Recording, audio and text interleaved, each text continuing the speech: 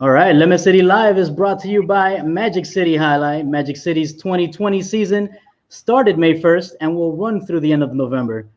For now, the court will stay closed to the public, but you'll still be able to watch all the games in real time on YouTube on the Highlight channel. If you need a sports fix, we highly recommend that you check it out. The Highlight channel also has a ton of other original content to help you understand the game, get you more familiar with the players in the league. Just go to youtube.com/highlight channel, spelled JAIALAI channel. It's free to subscribe and you'll never miss a moment of the action. All right, there we go, guys.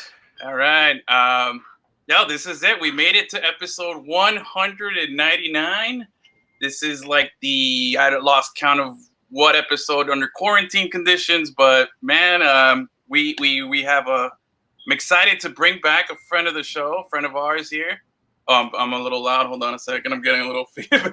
I'm happy to bring back a good friend of the show's here, man. The one, the only Brandon Tobin from 790. What's up, Brandon? What's up, fellas? How's it going? All right, man. Pretty good, man. Pretty good. Thank you for having me back. Much appreciated. I had yes, fun. Sir, man. So looking forward to it. Hey, man. You're our first ever guest on the Friday Happy Hour show. So I know. Put him up. There you go. Everybody. Yes. Man, I know it, there, bro. You go big or go home. Come on. So I know this is like one of the best honors you've ever had, right? But of course. So tell us. I saw you're drinking Yuengling, right? Mm-hmm. Is that your drink of choice or your beer of choice? It was the choice of where I was like, if we're gonna do a happy hour, I need to go grab a 6-pack from the gas station. And I was like, that sounds good. Let's do it. So been trying this whole like wine thing because they say that you should drink some wine when you grow up and whatnot. But it's none in the house as of right now, and I was like, let's just go with some beers for this little show. That's what's up, man. I mean, wine isn't bad, antioxidants. Right. It's good for you. Right. I legit have a minor in hospitality. I took all those wine tasting classes when I was at FIU. I just, the scent of brick and, the tannins and this, they all tasted the same. I have no palate for wine, man. I'm the worst at that, man. I'll be 100% honest. Oh, Edwin out here looking like he just got off the show set. Yeah. So to explain the wardrobe choice today, we said we wanted to do happy hour. We wanted to really make it feel, like some sense of normal is back. Yeah. You know what I'm saying? So I've been living in a world where every day feels the same.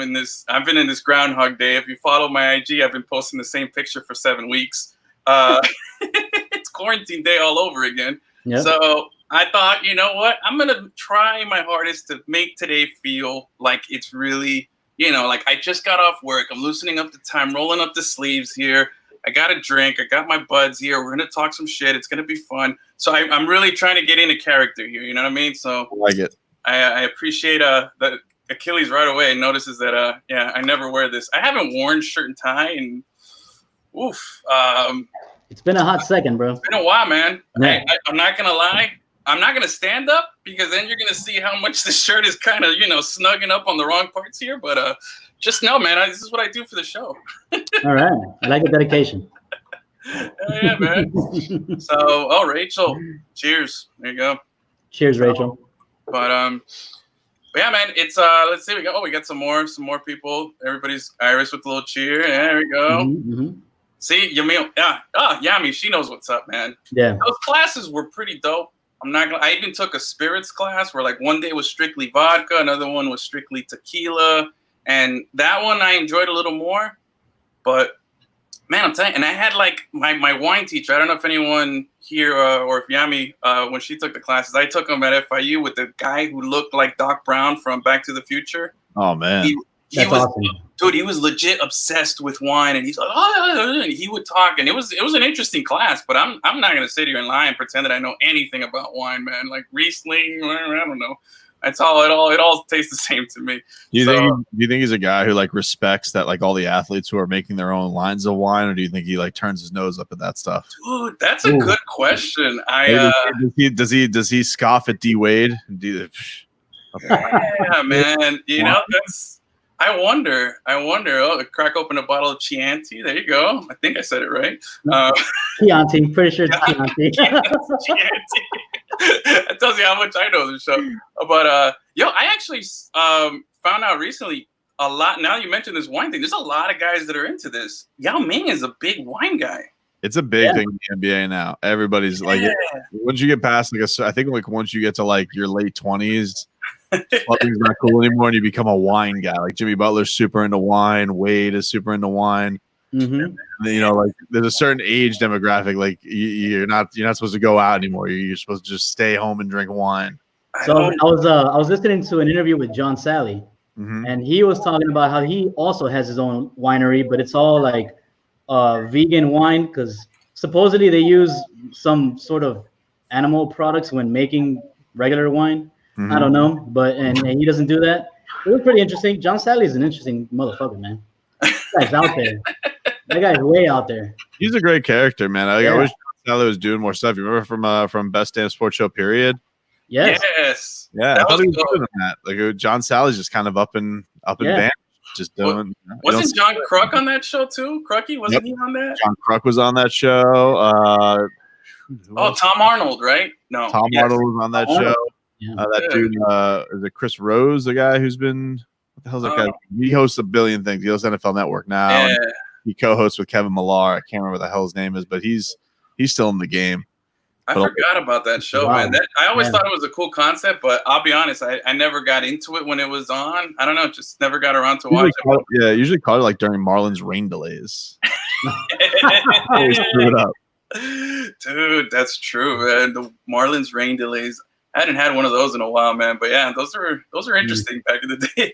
Yep. But man, yeah, Isaiah Thomas is another one who's a big wino but he has like his own line of wines. And Yao Ming is like this huge manufacturer of I think it's Yao wines or Yao Ming wines. It's like the name's not very creative. It's like his name. I don't know if it's his first or last name. But he's a big. I don't get it, man. I know Wade's got. Somebody mentioned it here. The Wade Cellar. I think he's got his own line.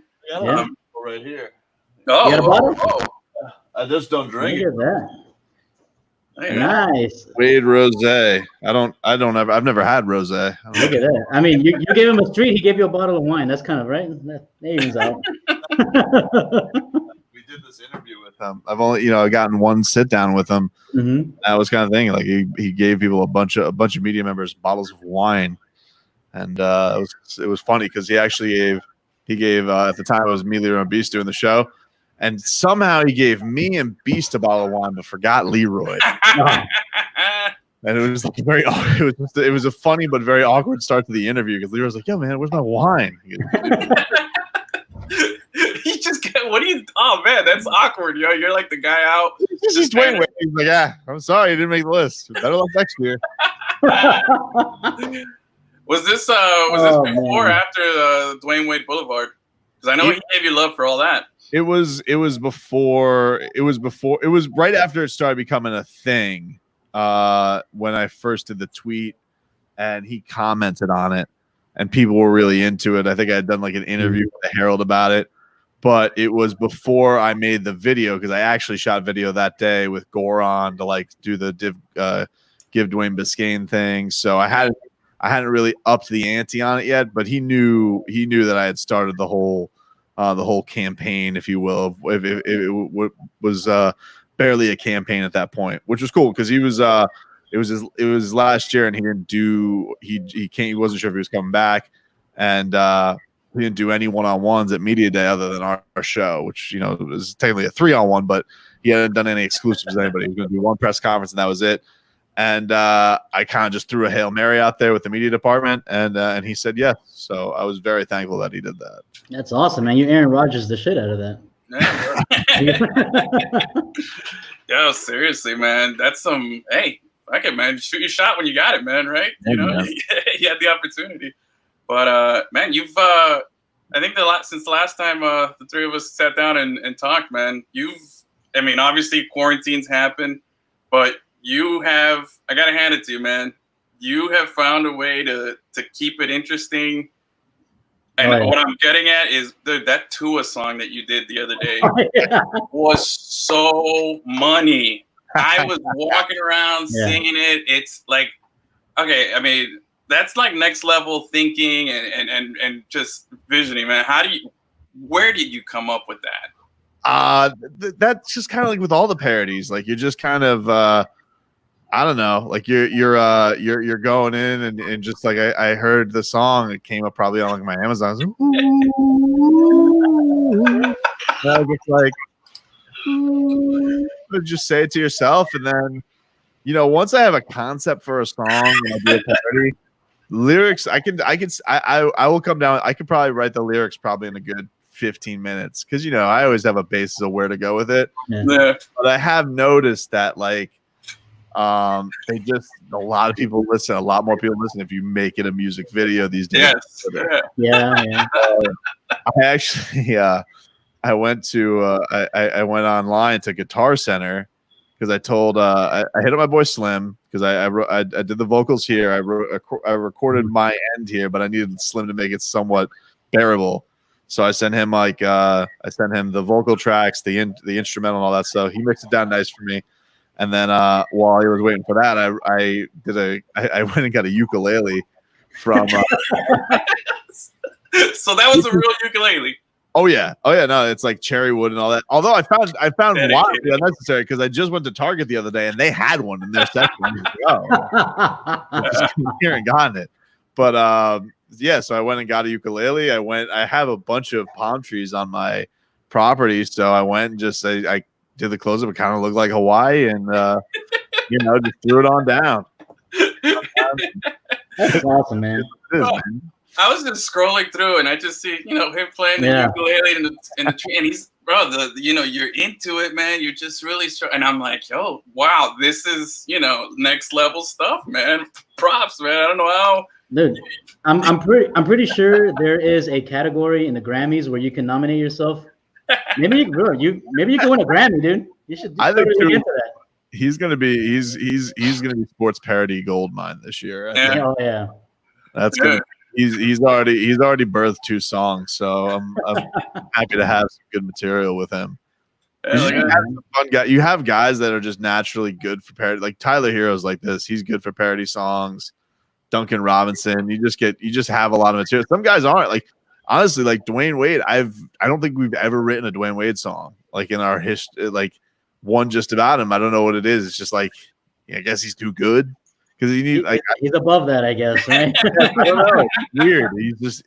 His name isn't very musical, so I don't know. When you said you write down the lyrics in 15 minutes, that shit blows my mind. I know Gus has done some. He's got a musical background. I've never written a verse in anything, man. And I'm not going to lie. I've tried. I've sat there, pen and paper. I'm like, this isn't that hard. Bro, I don't know how you would say, like, how nonchalantly he's like, 15 minutes, I wrote the whole song and, booked it. Like, dude, the turnaround time is impressive, bro. I'm not even it's just a play because you have the lyrics from the original there. So you just kind of got to sportsify it. And try and keep it rhyming within the actual song. So it's that's kind of how it works out. But having Slim make it very musical because he actually is musical. That dude's got like legit music producing credentials. Okay. That definitely helps when it comes to producing these things. Nice. You got Tyler Hero, baby. I remember. Man, we recorded that in the apartment. You got a request, man. I don't know. It's not me. This is got to give the people what they want there. Jamie's asking for some, man. Tyler Hero, baby.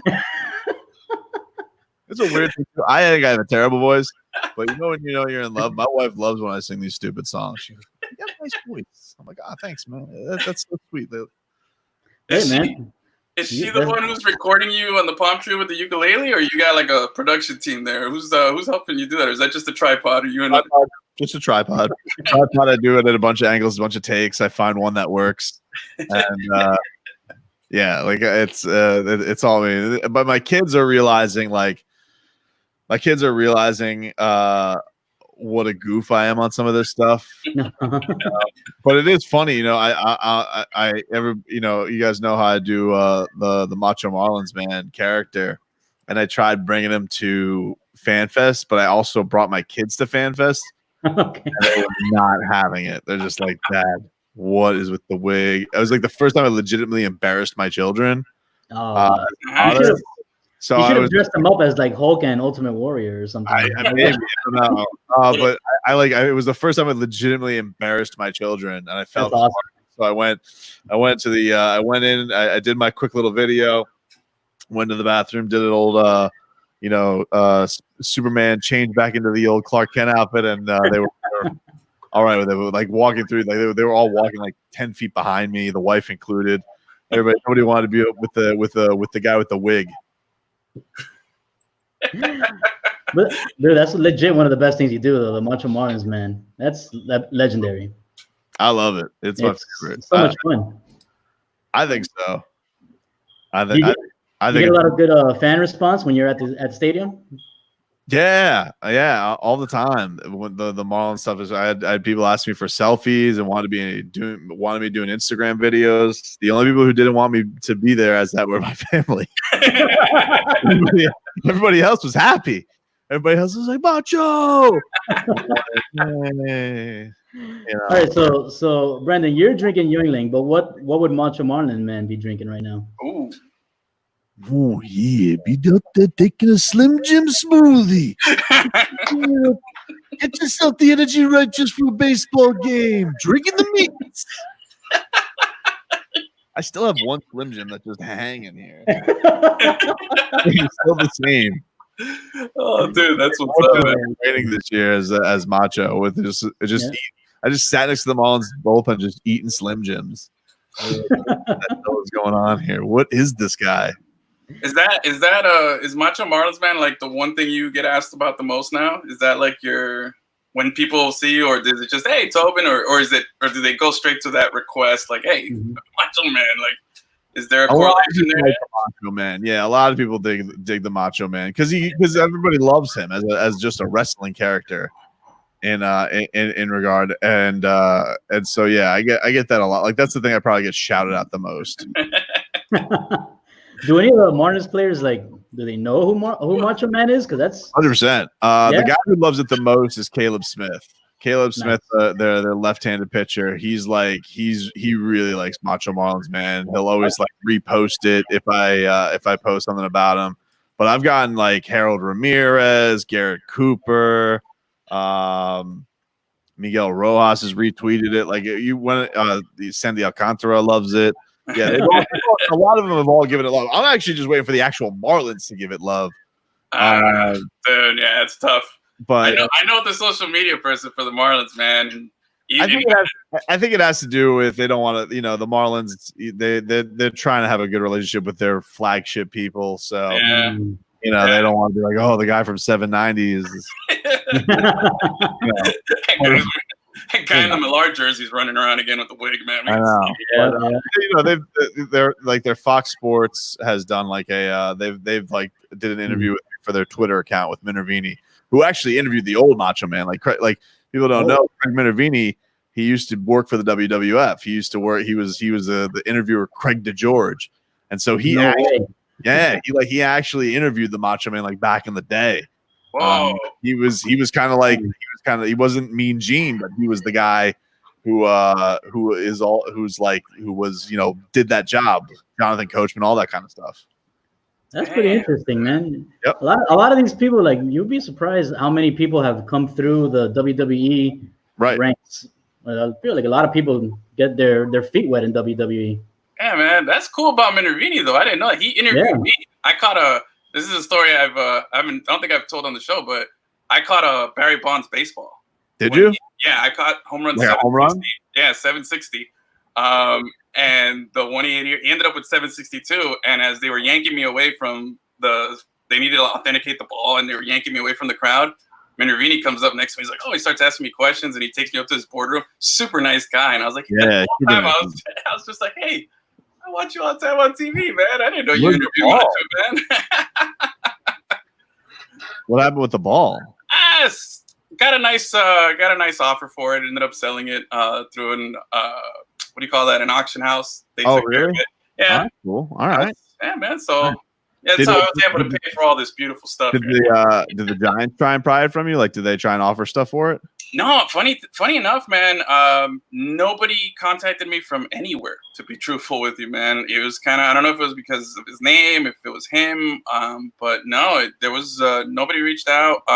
When I was leaving the stadium, they took me in a little go-kart underneath the seats, and we ended up passing by the dugout, and Omar Vizquel, the clubhouse. Sorry, Omar Vizquel, who was playing for the Giants, was there. He's standing next to me, and I'm like, oh shit.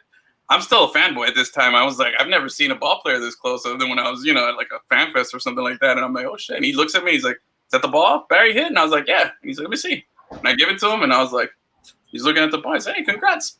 Gives it back to me. That was the whole interaction I got from the Giants. That's it, man. I was like, damn, would have been great if like Omar Vizquel was a mole and he goes, thanks. See ya. Dude. I chased him down, man, but yeah, no, for sure.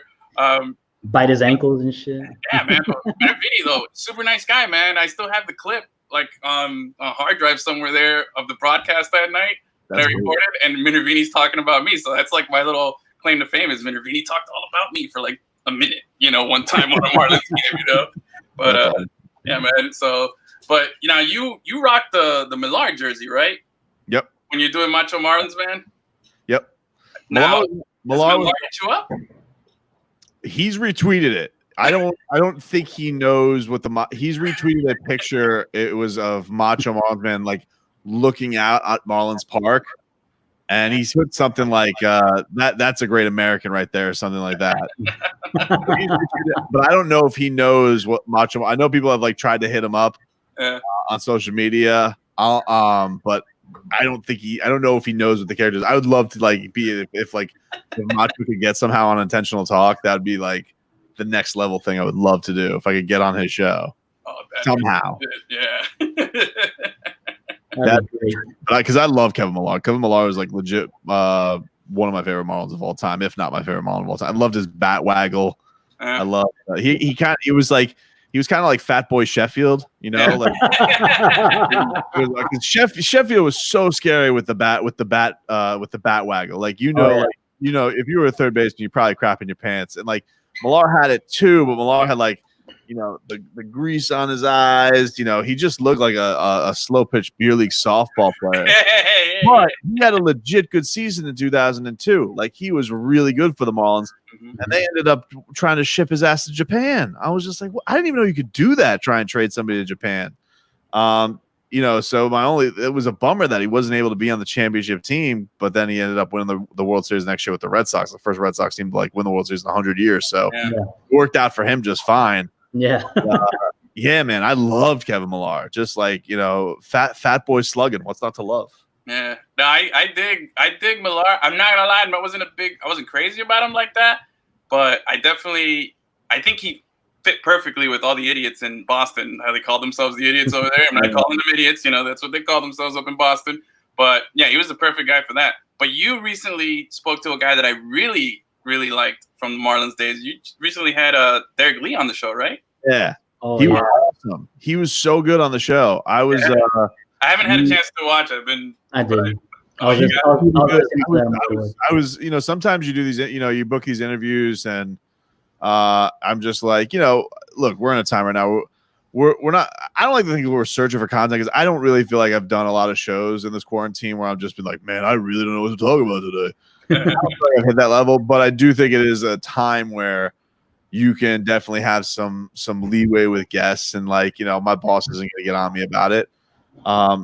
And I got an email from the Marlins that he was doing that thing, and their new PR guy is fantastic. And I said, he's one of my all-time favorites. I love Derek Lee. He shot he could do some time, and we ended up doing it in the afternoon.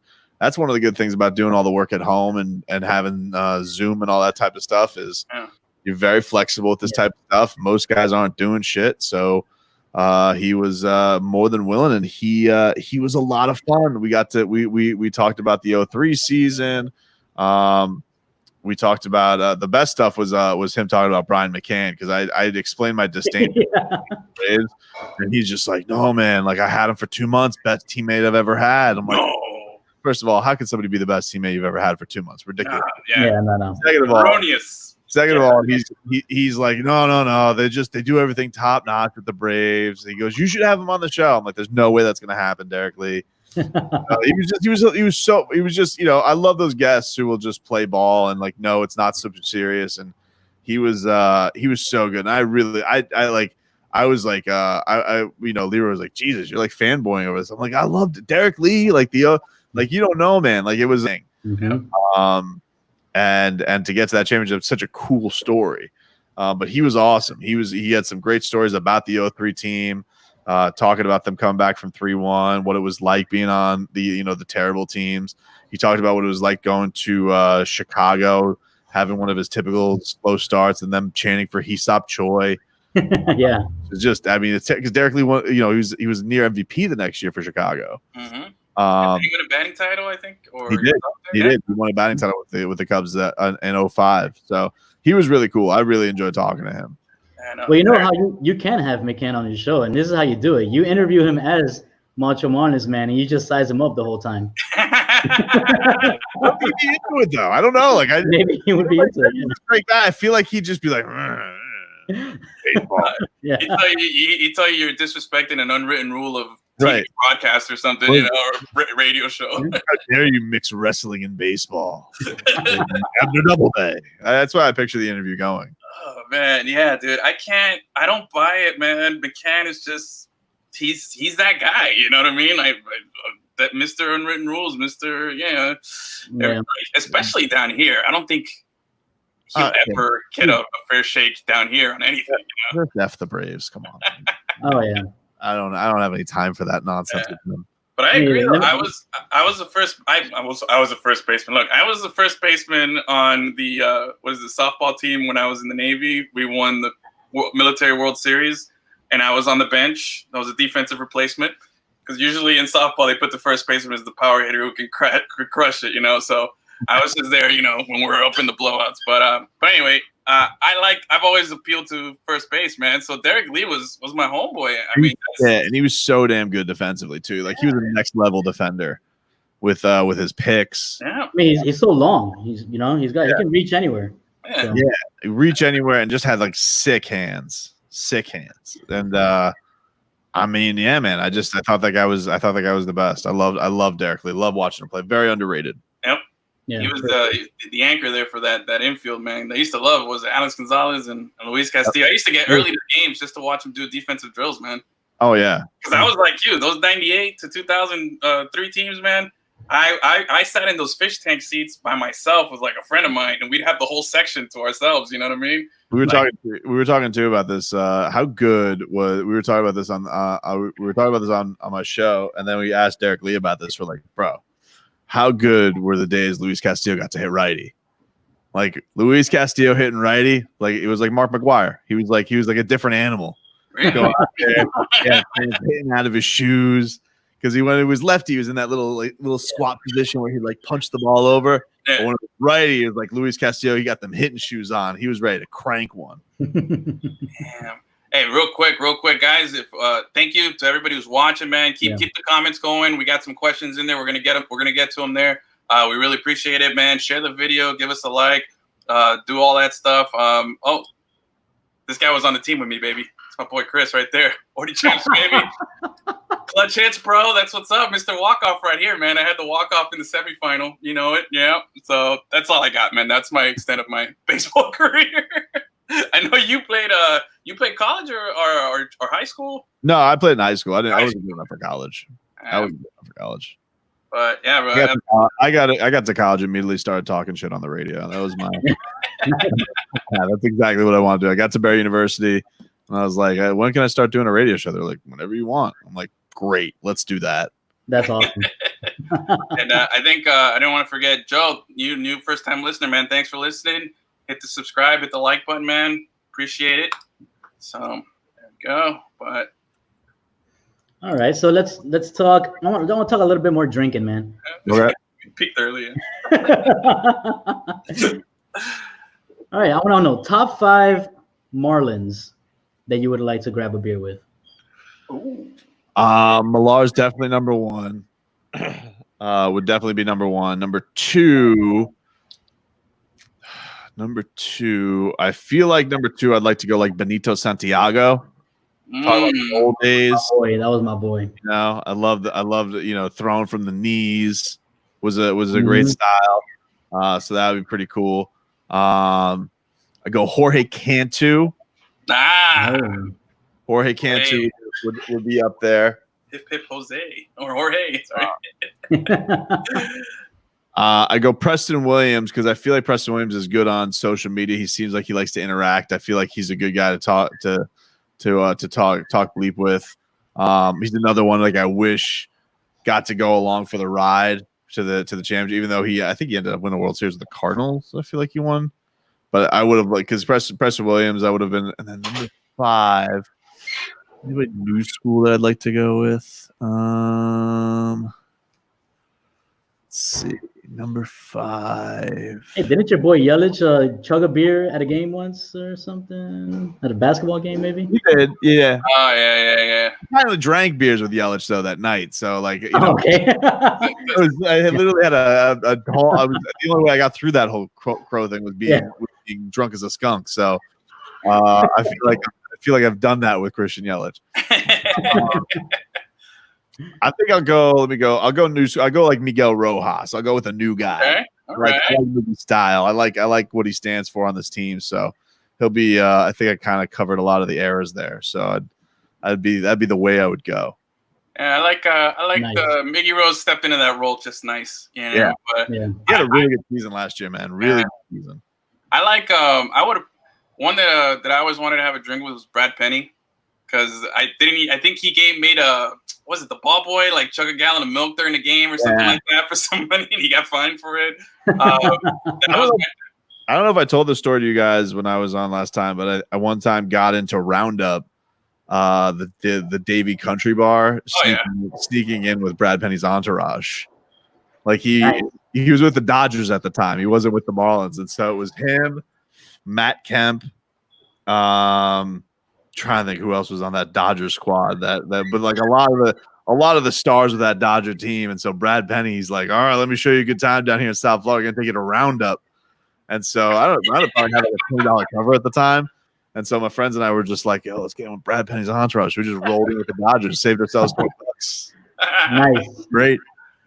And what about 32 Double D, man? That's probably my favorite like Twitter handle ever, man, dude. Still to this day. Dietrich, man. Yeah. He would have been a good one. You know who's an underrated one? Old school, Charlie Huff, bro. That guy's got to have some stories, and you know he can go down, dude. The old knuckleballer? Old knuckleballer, man. He'd probably be throwing it down all night, man. Telling you World War II stories and all that stuff. Yeah. Charlie Huff's still with us? He has not passed. Yeah, he just looked mad old back in the day, but like I think he's reaching the age that he looked back in '93. He's 72. Yeah, man. Hialeah High. What's up with that? Did you know? Hialeah High, Charlie Huff, man. He's a local guy. Yeah, dude. Hialeah boy? Yeah, bro. Back in the day before all the Cubans, you know? That's he's the old school. He was 45 when he pitched for the Marlins. That's and he looks 72. I'm telling you, he's reaching the age now. I think it finally caught up with him. Let's see here. No, Jeff Conine. You know, Jeff Conine is like, he's a health nut, right? I don't even think he drinks beer. I don't know. You know, like it's a weird thing with Conine. Like I've never been into the whole, because you know, I know that he's not into the Mr. Marlin gimmick. I've never been into the Mr. Marlin gimmick with him. I don't know. Conine's like one of those guys who's so celebrated with the Marlins franchise, but I'm just never like Conine, you know? I don't know. All right. I think I'm against Conine. It's just like, would I want to have a beer with Conine or Mike Lowell? I'd like, there'd be so many people I would pick before Jeff Conine. I don't even feel like Conine would be the top 30. I can see that. I want to drink with Juan Pierre just because I feel like I can outdrink him. What, really? Because his head is tiny? Because he's you know what I mean? He's a small dude, kind of. I mean, he's probably a lot bigger than me. I'm not I'm a small dude by regular dude standards. You feel like you know got what I like mean? a good head-to-head chance with them, Exactly. I was so embarrassed the last time we had Juan Pierre on the show. We were talking about the Christian Yelich thing, and we were talking about like guys developing power. And so like he was talking about Christian Yelich, and he goes, that power is always going to come. I go, yeah, I always believed in that guy. And so like Leroy like lets the cat out of the bag, and he goes, "That was you?" And he didn't know who he was talking to. I was like, "Yep, that was me." He's like, "You're the Crow guy?" Oh man! He goes, "Why would you make such a terrible mistake?" I'm like, Jesus, he doubled his career total. It wasn't that big. It wasn't that big a mistake. It was. Now he's going to the Hall of Fame or something like that. Damn, Yeah. No, that was a bad beat, bro. You should have been on ESPN at night with what's his name? Bad beats, bad beats, bro. Totally. Oh man, no, for real. I'm honestly I'm kind of excited about some of these sports things going back to normal a little bit, and Totally. I don't know. I'm a big baseball fan. I'm curious to see how they're going to figure this whole thing out. I know Bryce Harper posted out an idea that he had on social media about. I don't have it with me here. Factually unfactual here. That's how we do it. So I know that he posted it. It was a really good thing. You got to look it up. It was a nice suggestion there. But I'm curious to see how MLB is going to do it, man. Because we talked about this last week, which is MLB is the only sport that got this all started right when the season was kicking off. Yeah. So I want to see how at least we got a little basketball in that. I feel a little satisfied. We haven't gotten to football, so I'm still optimistic we can get to it, But the baseball thing, man, like I still feel like there's a chance that we might not get anything, but some days I think it might change. Well, the thing that seems to be holding it up is, this is a situation where not only do the players not trust the owners, but it feels like the owners are trying to get one up on the players. So this doesn't seem like it's just a logistics thing. Like this is an actual money battle. Yeah, billionaires versus millionaires. Yeah, right. And the other with NBA, we haven't really had that problem. They all kind of seem like they're on the page to get to where it's going to get because they already have a salary cap. What really could the owners be trying to pull one on? But baseball would love to get a salary cap, and the owners would love to get a salary cap, so they don't want to feel like they're conceding anything. But it's not going to be a great like. You got some real dummies out there representing. Like, I'm not against baseball players not wanting to get effed over by billionaires. Don't get me wrong, but like, I don't want to hear Blake Snell, cross-eyed Blake Snell tell me about, I'm out there risking my life, bro. I got corona for life. I'm like, I don't think that's true, Blake. No. Mr. Snell, I don't think that's true. And he's like, I've got to go out here. I got to get mine. It's just like, all right, like, look, good, go get yours, but you're not going to win any PR battles telling people, who are, essential workers or furloughed or healthcare workers who are actually risking their lives. You're telling me that you want to pound 60 feet from anybody is risking their life when you're going to have the best healthcare, the best monitoring there is known to sports. Like, come on, man. Like it's you got to read the temperature of things a lot better than that. And that's the problem is that they just come across, you'll have guys like that just come across like such dummies. Yeah, man. No, the optics are bad. The optics are horrible. And, it's like you said, or like I was saying, it's billionaires versus millionaires. You're not going to win that. The PR battle, like you said, you're not going to win. You got to have those discussions and those comments and everything behind closed doors. Don't let the rest of us see it, man. We're out here struggling, unemployment's up, and it's a bad look, dude. It's a horrible look for these guys, Yeah, it's a rough and like really, I really feel like if they're in a situation right now where if I were baseball and I was really thinking about where my sport is at, I would be like Dana White, and I would be like chomping at the bit to go and make my sport the only visible sport going, especially every day. And to think that they're going to, dwindle it down to 82 games where, if you could have guys go fight in a cage, you definitely could have people play baseball and socially play just fine, socially distanced. So it's a miss. I already feel like they've missed somewhat of an opportunity because I feel like they've already turned a lot of people off to a sport that was already turning a lot of people off just by the way the game is played and the pace the game is played.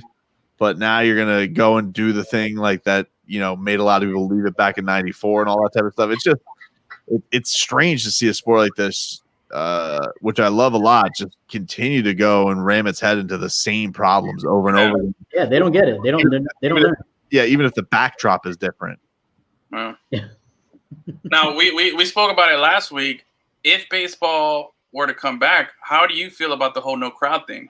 Because I'm 100% honest here, man. I watched some of that German soccer, the Bundesliga that kicked off last weekend, and we spoke about it. I watched like 5 minutes of it, and I couldn't do it. It's too weird for you? For me, it's still too weird. Iris was watching the show last week. I won't watch without a crowd. Yeah, it's strange. Like stadium, like UFC. I saw some of the fights and everything.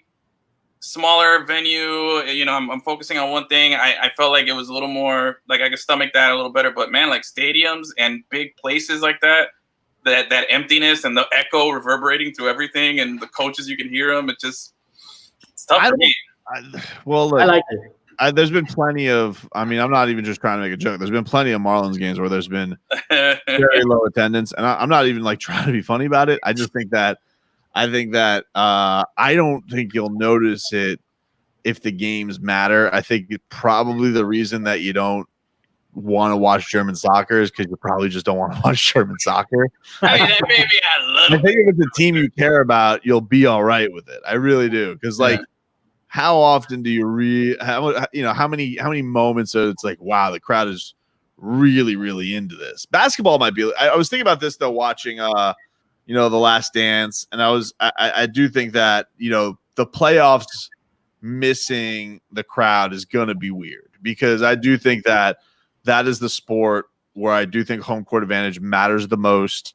I think that momentum, energy, guys getting tight, all that type of stuff, I think that really does swing during the postseason. So not having a postseason with fans in basketball, I think is gonna kind of suck. I mean, you could always do like FC Seoul in Korea and just put a bunch of sex dolls in the stands, like they did, right? Yeah. They only got fined like $80,000. That's not bad. And they were like it was like a big embarrassment to the country or something too. Like it was. About you gotta make do. What if the guy was just like, look, Amazon could only get us the sex dolls. We couldn't get the regular man. There's a shortage of everything everywhere. You know what I'm saying? Artificial crowd noise, like in Korean baseball league, maybe a huge difference. They're doing that there already. I have a Korean league's on when we're doing the show, so I've only seen it on mute. I don't know. How about I thought of this earlier when you guys were talking about the Marlins. Apparently in the Korean baseball league, the guy that's like winning the batting title last season and this season is an American guy, but he couldn't hack it in the majors. He went to Korea and now he's like winning the batting title. Mm-hmm. I feel like that just looks bad for Korean baseball. Does it? Yeah, I feel like it does. That guy's an American? I don't know.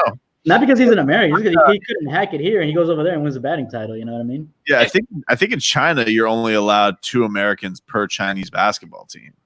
I think that's like you're only allowed a certain amount. So they do have that their team is majority a majority of Chinese players. But I didn't know that. I didn't know who was winning the Korean League. I do like their bat flips though. I like their style. I do like that. We need to incorporate bat flips. Gus is in that Korean fantasy baseball. He's definitely. I'm a degenerate. Yeah, probably. I mean, I don't think you're in there to see it. What is it'd be like the old Nike commercial if they do the basketball. You remember that? Yeah, man, I can see that. But let's see. That was a great moment in my life. We got to catch up on some of these comments here. Thank you guys for watching and listening and commenting. Keep doing it. We'll go through them here. How could I forget Josh Beckett, man? That guy pounds for sure. That guy. Yeah. That sounds like a great night. They said Miggy liked to drink too. Miggy being was a big drinker. Yeah. Well, we know that he had some trouble in Detroit too, but but I think he drank to the point where like it was affecting his life. So. But That doesn't sound like funny. He could be drunk as a skunk, still be the best hitter on the field. Dude, man. Why do people sleep on that on Miggy now, man? Like he had a damn Triple Crown season. Like yeah. Like that's, I don't know. I mean, he's for sure he's for sure a Hall of Fame career. Like, he has to be, yeah. A lot of people sleep on him though. Like he's just kind of like just gone his way. People don't really. I don't know. I feel like it's almost a little disrespect. You know what I mean? Because the guy's earned it, man. I mean, I know the body change. You know, you look at how he was. What was it? His rookie year. What was it? First ever Marlins game. His major league debut. He had a walk-off home run. I think he's one of like. I was at that game. Oh, you were at that game? Yeah. Against the Rays, yeah. I had season tickets that year, so nice. I saw like all the cool moments in 03. Damn. So wait. Were you at World Series too? Oh yeah, I was at every postseason game. Ooh. Every postseason game. Pudge with the crash at home plate. I remember actually I was thinking about this because D. Lee brought it up. The game 5 where Josh Beckett threw his first complete game. And I remember thinking about because there were a bunch of there were a ton of Marlins fans there because there were a ton of fans, but I do remember that crowd being littered with Cubs fans, like so many Cubs fans, and they were like there was a certain group of fans that were there for all 3 of the games. And I went to all these games with my grandfather, and they were like they were so cocky. They're like good for you. We're so happy. They were like so nice. They weren't dicks. They were being nice. They were like glad you got to see a World Series win for your team or an LCS win for your team, and we'll see you. And so they thought they were going off. Chicago was going to go to the World Series, and their hearts got broken in the worst way possible. It was great. Dude, I'm telling you, out of all the sports teams, growing up down here as a local fan, Dolphins, Heat, everything, I think the 2003 Marlins is probably one of the most near and dear to me, and like the one that I've always attached myself to the most. Yeah, that was the year in 2003 was when I actually joined the Navy. So as that whole season was happening that summer, I was in boot camp. So I was keeping up with it through like box scores and clippings that they would send me in the mail. You didn't have internet or anything. So obviously there's that attachment. And then after that game 5 shutout, they had to face Pryor and Wood. Game 6 and 7 in Chicago. We're down 3-2. Nobody gave us a chance. Mm-hmm. I was watching the game 6 where the famous what was it, Sparkman game. And I was watching that game in a lobby with a bunch of Navy guys, and everybody was a Cubs fan. There was just me and this other guy who was a Pudge Ramirez fan. So he was going, Pudge Rodriguez fan, who was going for the Marlins. Like 100 guys there were all Cubs fans. Sat there, I was like, all right, no big deal, man. I'm gonna watch this whole game. You guys can talk your shit. By the end of the night, it was just me and this guy having drinks. Everybody was gone, dude. Oh, it's so bananas. Like you just had no shot in that game, and then you just came back from the dead. It's one of the wildest things of all time. Yeah, Chris over here, he was a Yankee fan. So he looks at 2003 a little differently than we do, but yeah, man, I think it was really, really cool that you had Derek Lee and he was sharing all that stuff. I got to go in and check the rest of it. I know he mentioned some Mark Redmond naked stories that I've heard a lot about from the past. Yeah, that was the thing. Mike Redmond loved to take batting practice naked. Like whenever the team was getting a little downtrodden, apparently. He would go to he wouldn't do it on the field. Like the Marlins had a batting cage in the stadiums down by the clubhouse. So just go all nude, swinging a stick both ways. That's got to be one of the weirdest things I've ever heard. Like I've heard that story before about Redmond. You know what I mean? Like baseball players just taking an anecdotal poll of covering all the sports. Mm-hmm. They are the most comfortable with their nudity. They don't care. I was in the clubhouse. Jorge Cantu prancing naked through. Dan Ugla nude. Basketball, not about it. They're like, we're getting dressed in the back, not in the locker room. You guys, we'll put our shirts on in front of you people, but the pants, those are going on back there, which I appreciate. Football locker room is kind of a free for all, but nobody wants to be naked. There's just so many people. You kind of just keep on ceiling. Yeah. Yeah, before we cover Fins, and I've been in that Dolphins locker room plenty of times, and you see a lot of skin, bro. It's a lot of chub, it's uncomfortable sometimes. A lot of linemen. Yeah, I mean, we have a female photographer that used to work with us, and before, like very early on in our Dolphins coverage, I asked her, "You want to come, into the locker room and help me interview some of these guys, whatever, hold the camera." And that day we saw way too much. It was, I saw Tannehill's balls. It was crazy. I was like, don't turn around unless you want to see Tannehill bare ass. Like, the part that we struggle with now that's messed us up a few times is because Gus and I go in there post game and we're trying to get audio, video, whatever. And I've had to like alter some video because you're trying to get one angle, some guy shoves you, and then you got naked dude just prancing around in the background. I'm like, fuck, man, I can't put it with Tannehill free ball in the background. You know what I'm saying? I was like, shit, I'm gonna have to scratch that one. So a little Dolphins logo over him. It's just moving around with it. Yeah, man. Bro, but at least it feels good to be able to talk a little Dolphins too, man. I mean, we talked about the Tua song, but as Tua as a player though, like you are as excited as you are with the song, or is it like a real thing? Are you a little skeptical still? I'm happy for a couple standpoints. I'm happy because I feel like I've been doing the same Dolphins show radio, which is for as long as it's been. And so I'm happy, one, because they have a star. They haven't had, I think, a star people are really excited about since Ricky Williams. I know we've had JT. JT was already beloved.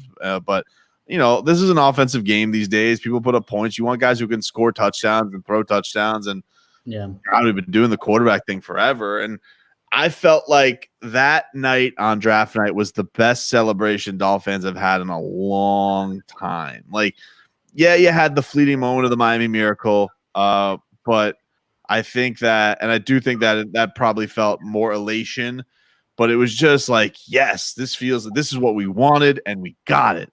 And I don't think the Dolphin fan has felt that, like a plan and a wish coming to fruition. I don't feel like they've had that in a long, long time. So, yeah, I'm super pumped that he's in town. I think he's going to be fantastic.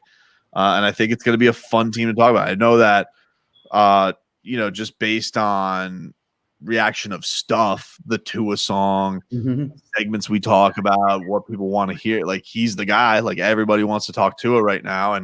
And Stephen Ross has been a guy. People hate when we talk about like, oh, Dolphin, basketball town, football town, all that type of stuff. But the Dolphins had to look at themselves in the mirror and know that their town had been taken generationally a little bit by basketball. Like football's always going to be the most popular, but not down here. Like down here, we had the worst ratings in the nation, and people are tuning into football, but it's on broadcast television. It's the only thing to watch. It's once a week on Sunday. So, do you really have a true gauge of people vibing with what the football team was doing? Not really. Like people cared about Heat, and they want to know what moves the Heat were going to make. What whales are Riley going to go after?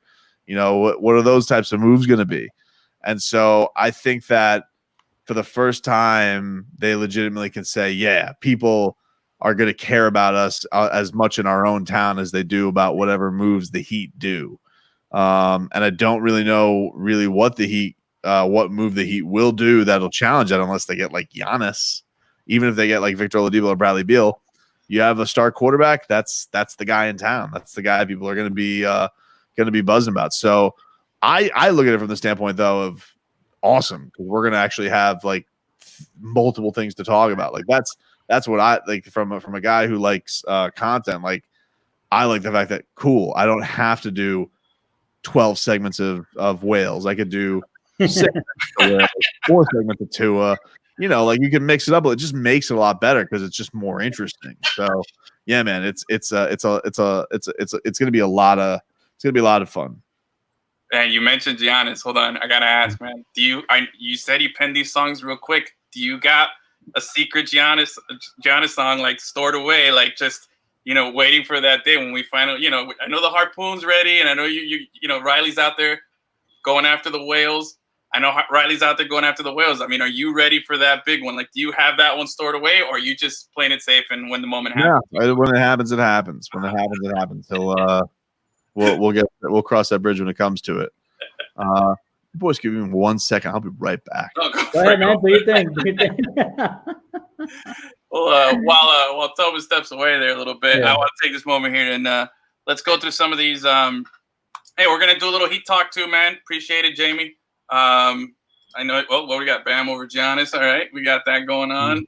But hey, again, guys. I don't know about that, but well, I don't know. Right now, yeah, fuck it, man. Bam all day, baby. Oh wait, look at this guy. Look at this clown, Charlie Ward over PJ Brown. Nah, you ain't winning that one, Chris. I love you, bro, but you ain't winning that one. But anyway, if you're watching right now, please, if you can, man, give us a little like, a subscribe button, or a follow button wherever it is you're watching. Facebook, I see that's where a lot of our comments are coming. But if you're watching on YouTube, subscribe. And if you haven't joined, please join the new Facebook group that we started. So, yeah. Gus, you want to say something there? You got the. Not only is Charlie Ward a New York Knick, he's also a fucking Florida State Seminole. Fuck that guy. All right. Hell yeah, man. But yeah, if you're on Facebook, or if you're not, just hop on Facebook, go into the groups, or go to Lemon City Live. If you just anywhere you find Lemon City Live, you'll find it in the group section there. If not, but it's a little group. We want to make a little area for everybody to go in there, share their thoughts, continue these conversations that we're having on the podcast, throughout the week online on the Facebook group. So please, if you can, join that, help us out, spread the word, give us a little share. But yeah, I think that's the big thing. And then obviously LemonCityLive.com. But in the meantime, while we wait for Tobin to get back, our boy TD, who's not here right now because, like we said at the beginning of the show, he's doing his highlight thing. He's back in highlight, baby. Yeah, so man. his what is it, from Wednesday to Sunday? I think those are the days, right? Yeah. Monday, Tuesday, yeah. Wednesday to Sunday, it's just he's slinging that pelota and the cesta over on the fronton for full speed, bro. So remember, I got to watch some of it on the YouTube. So on the YouTube, man, you're old, dude. You're old. I'm gonna go hang out with Charlie Huff and have a drink. I was on the line.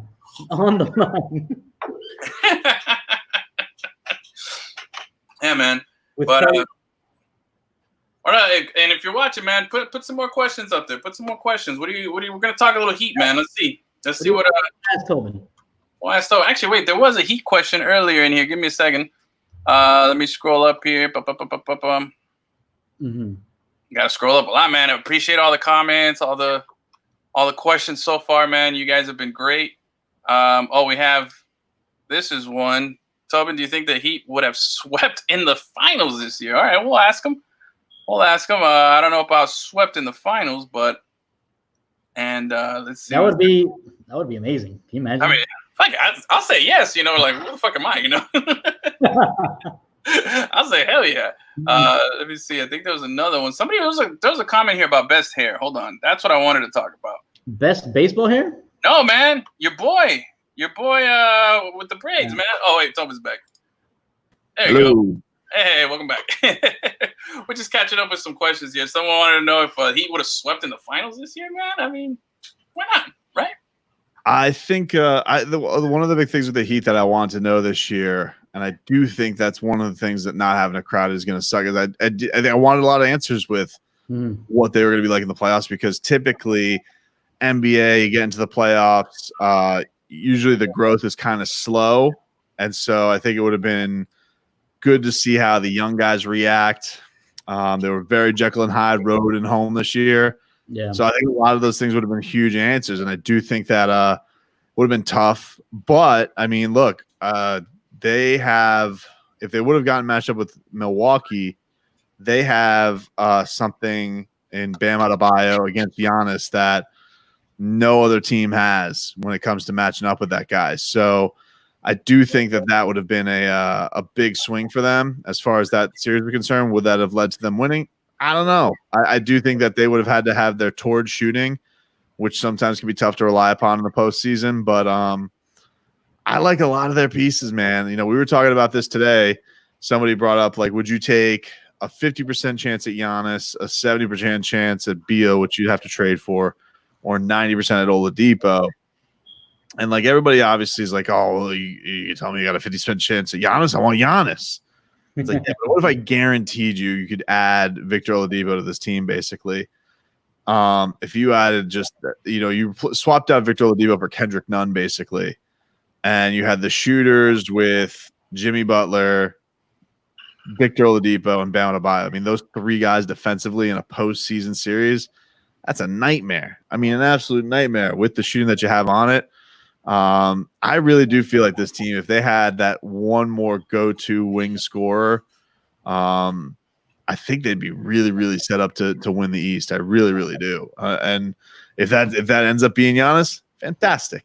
But if it doesn't, I don't feel like I just feel like with the emergence of Bam, who's just been so special this year, I do feel like that they didn't know he was going to be this quickly. I think they had really high hopes for him.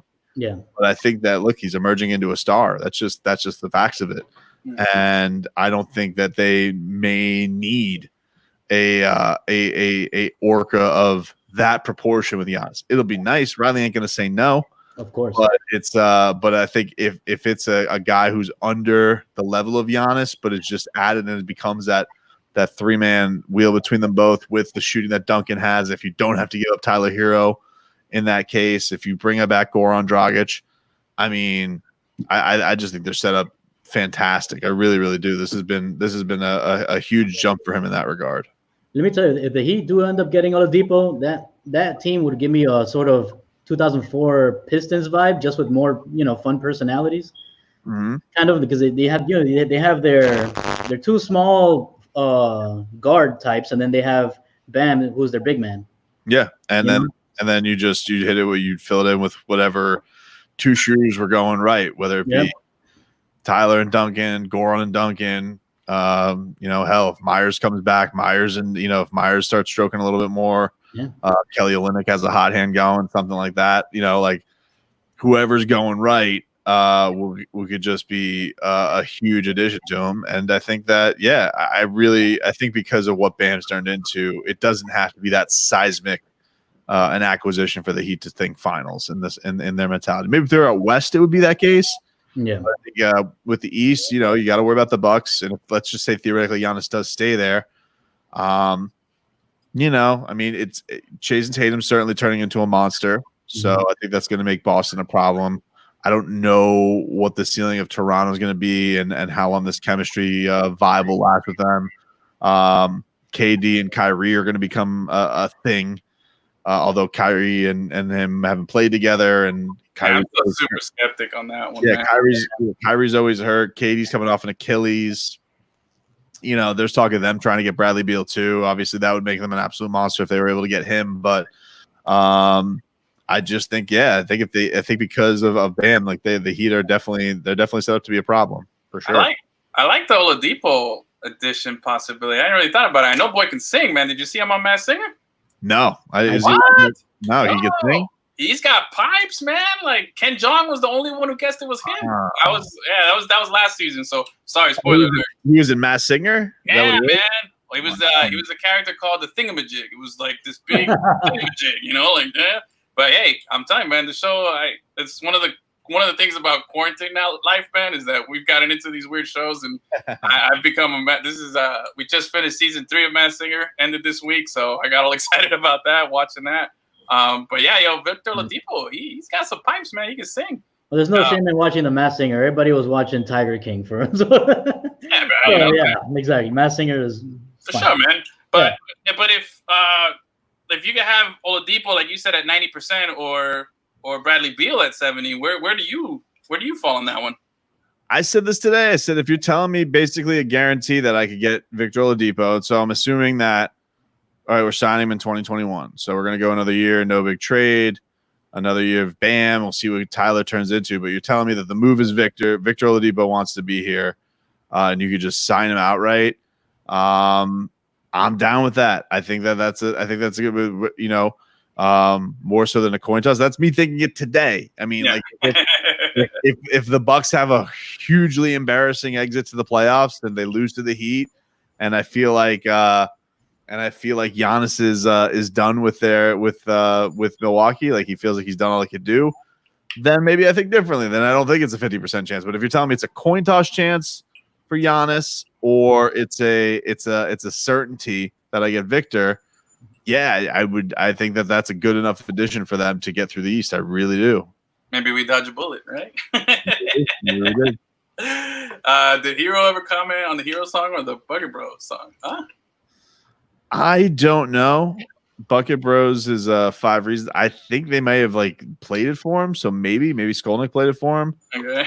I don't think he's ever, not that to my knowledge, has ever commented on any of my songs for him, either the Baby Goats or the Enrique Iglesias or my Tiger King song for him.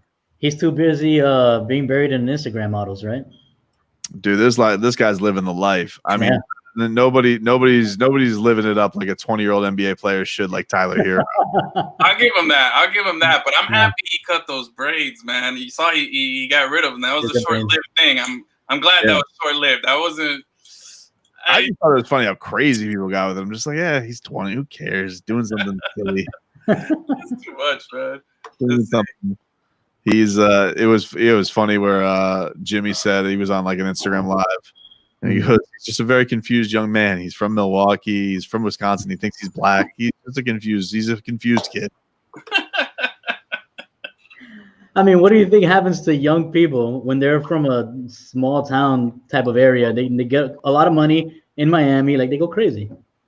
Oh yeah, and he loves he's got I know he's showing off the ice today on Instagram and whatnot. He's living like he should. Exactly. You know, they say, look, they say he busts his ass. So if he wants to go have fun, and he's gonna end up flaunting it on Instagram. That's just how it is these days. Imagine if Michael Beasley had Instagram when he came into the league. I mean, come on, man. That one hurts, man. I really wanted him to be good, man. I was high on Bees. I was high on him coming out. He was high on himself too. I know, man. That's why I thought it was harsh when the Heat suspended Dion Waiters 10 games for the gummies. I'm like, really? They have Michael Beasley on the team. That's brought him back 3 times. It seems strong. I know Dion's messed up a lot, but geez. Yeah. They were just looking away and get rid of him. Oh, you got some Michael Beasley love on the. I think Bees. If Bees played in today's, it's weird to say this because it doesn't feel that long ago. But if Bees would have been drafted in 2020 rather than 2008, I feel like he would have flourished a lot more because he was the knock on him was always he was a tweener. And they always try to do, is he a power forward? Is he a small forward? Can he guard small forward? But he's too small to be a power forward. These were talks we would have, and you would never talk about that stuff today. You'd just be like, yeah, go get buckets, Michael Beasley, go do your thing. I remember, being upset because Spo, would want to go to these veteran lineups at the end of this thing. And I'm like, yeah, this thing's going to work with Wade and Beasley. It's going to work with Wade and Beasley. I know that they eventually been plotting all along that it was going to be the big 3, but look, they wanted the number 2. You don't want the number 2 overall pick to work out. Of course you do.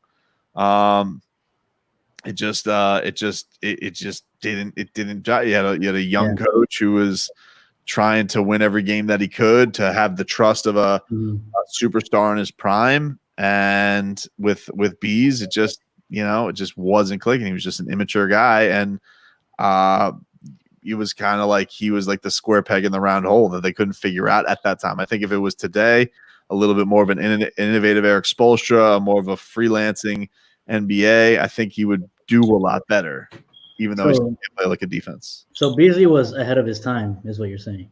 In a way, I think he is a way ahead of his time player. Now, look, came into the league plenty when there was positionless, and he still wasn't.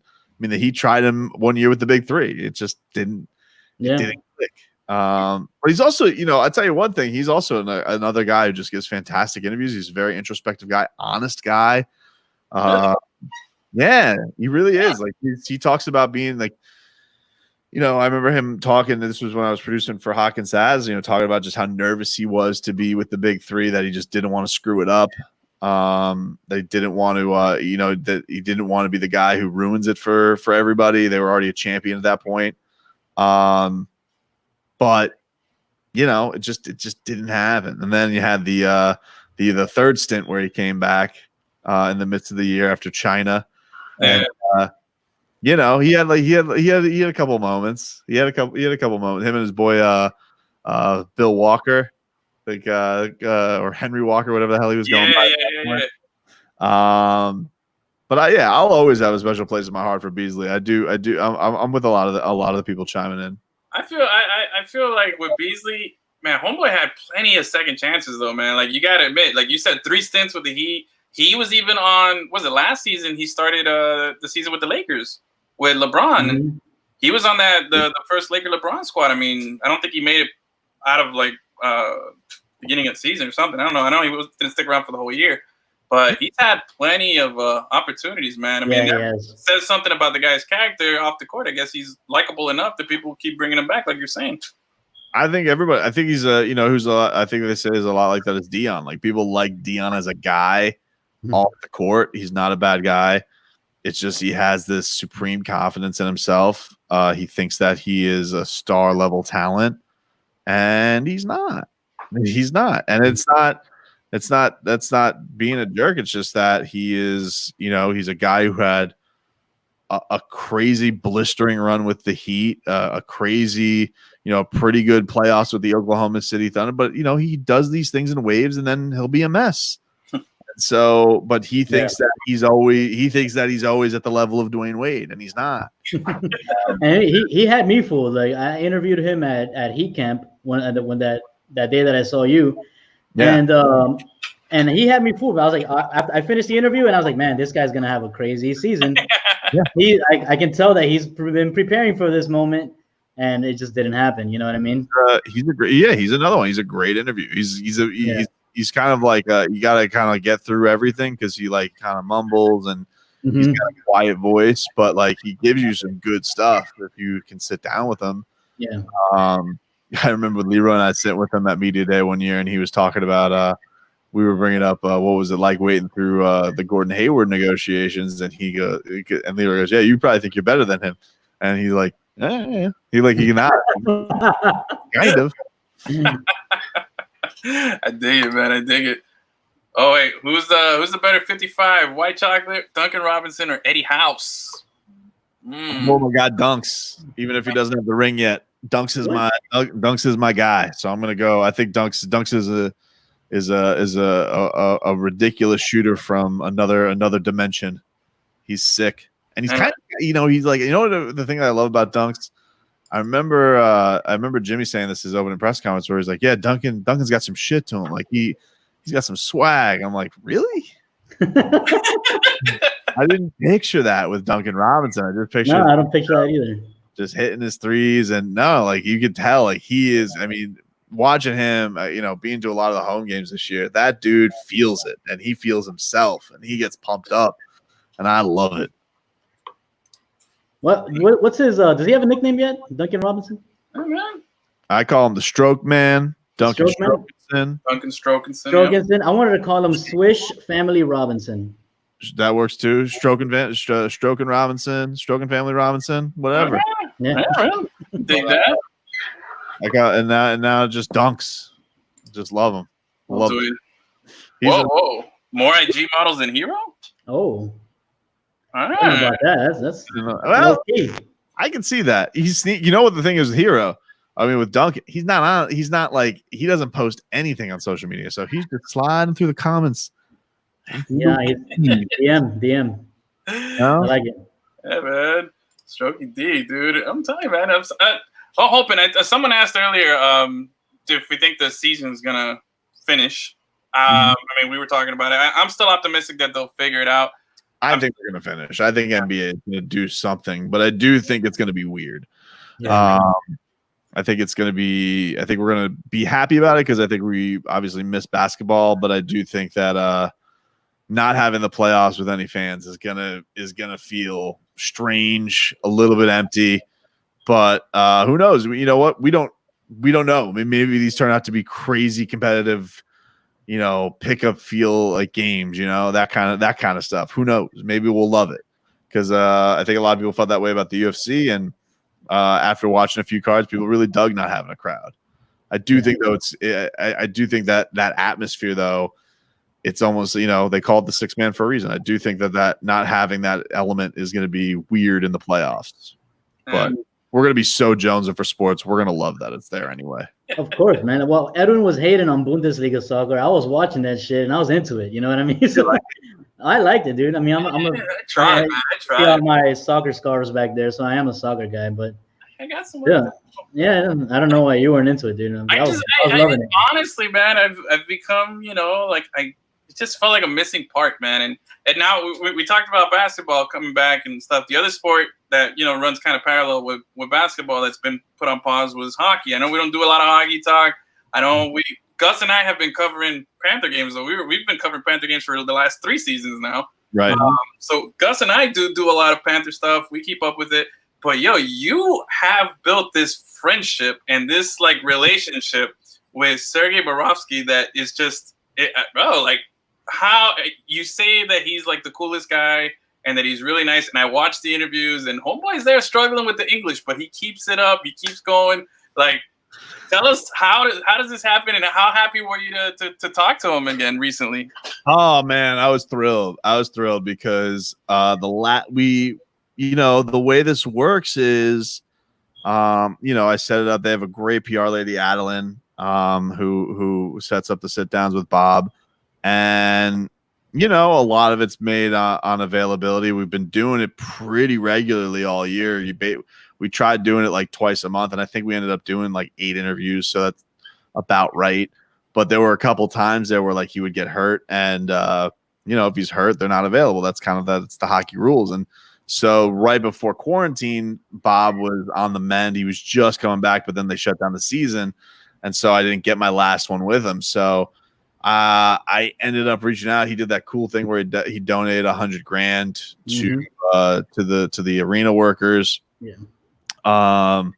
And him and his best friend who's on the Rangers, Artemi Panarin, they donated masks. So they did some really cool work.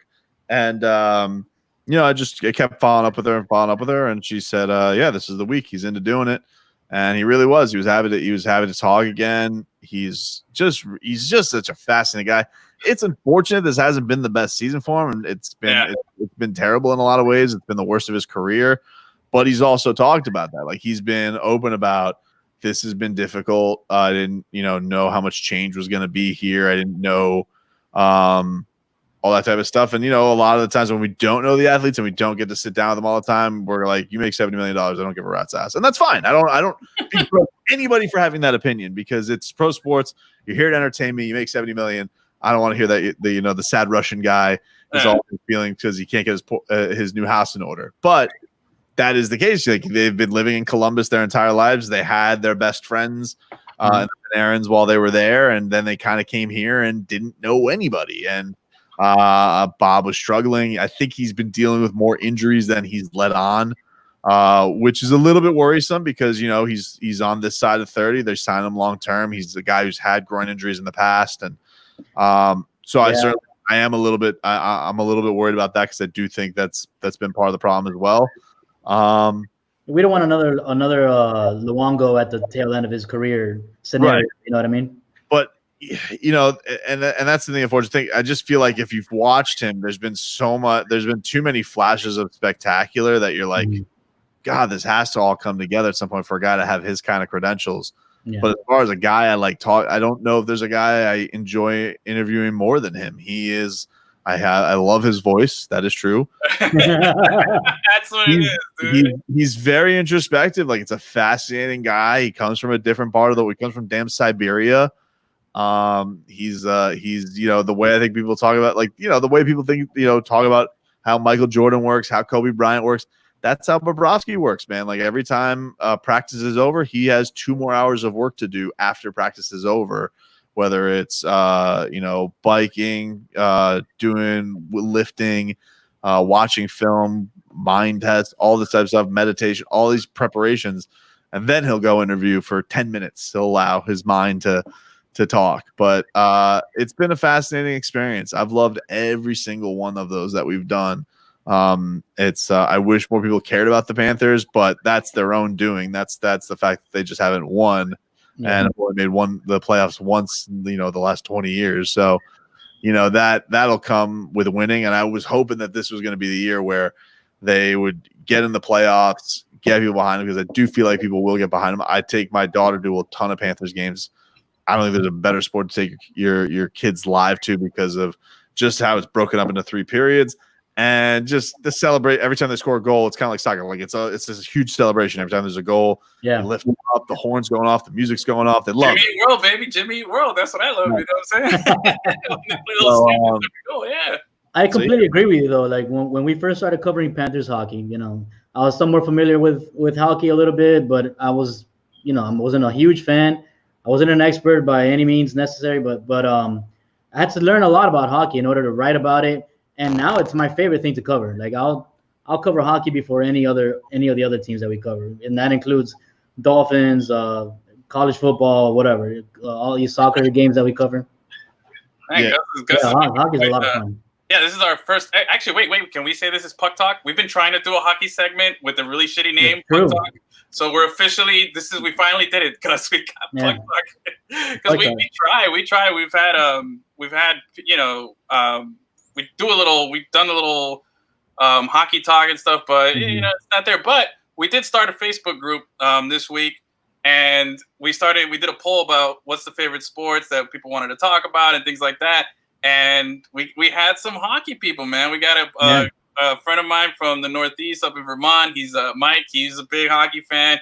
Benny in Detroit. My another guy, Birdman down in Dallas. So we had, we were finding little pockets and stuff. And I think that was the most hockey conversation we've ever had on any of our social media and stuff. Like you were, I say this doing a radio, as a guy who does a radio in South Florida, like I know what the bread and butter is. I know that it's Heat Dolphins. I know it's certainly going to be Heat Tua. That's going to be what we're going to be talking about the majority of the time, all the time. If the Hurricanes are good, if the Hurricanes are bad, that'll be a big topic, good or bad. If they're in the middle, probably not that much.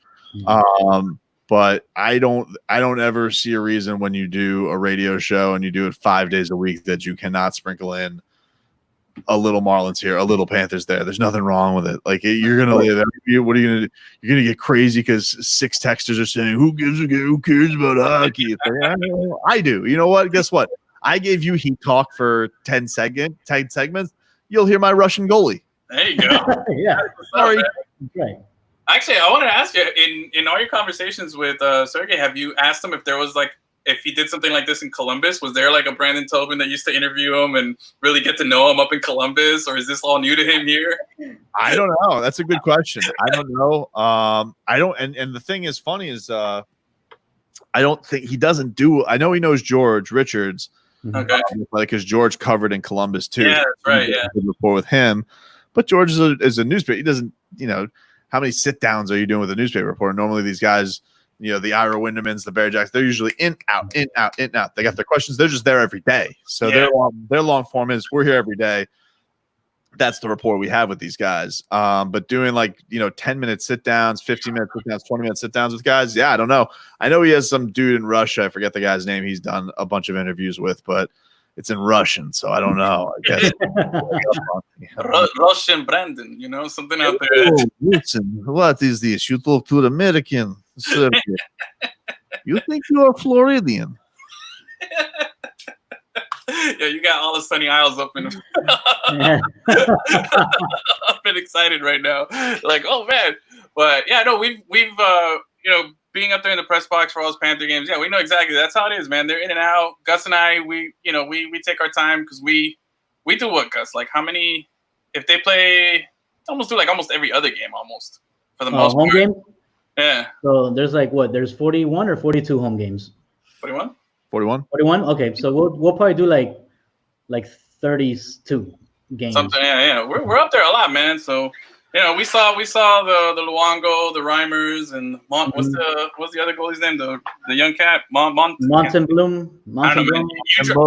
Yeah. See, Tobin dropped one of those foreign. What was it? You said Man, you said a name earlier when you were talking about Bobrovsky up in Columbus, one of his buddies. Oh, the guy that plays in the Rangers.